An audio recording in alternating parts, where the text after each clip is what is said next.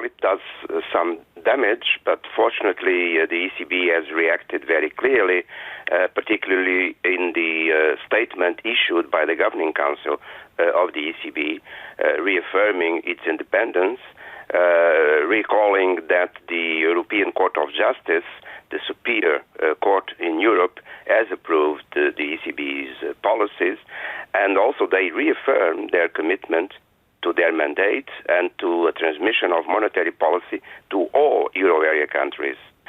So I think it was an excellent reaction to the ruling of the German Constitutional Court.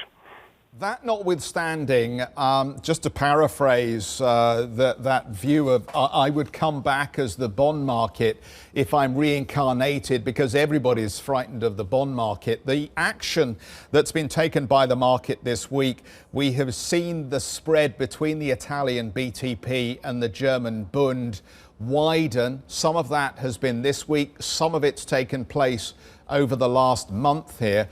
Notwithstanding the response of the ECB, the market is beginning to vote with its feet, isn't it? And it senses weakness in the defence of the Italian bond market. Well, the spreads have fluctuated a bit, but they are down in relation to levels above 2 that they had 3 or 4 weeks ago. So I think that no material changes have really happened. There have been some fluctuations, but the levels are still right now below 2, and so I think that proves that the program of interventions by the ECB has been effective.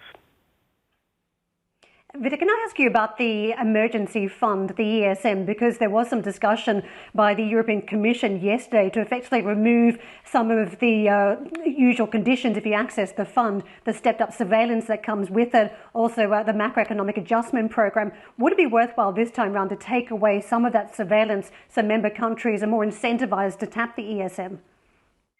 Well, the ESM is a very important instrument, as it has been proved during the previous crisis, and it's important then that they revise their conditions to adjust them to the present crisis, which is quite different from the previous ones, meaning that this time there is no particular fault of behavior of any particular country.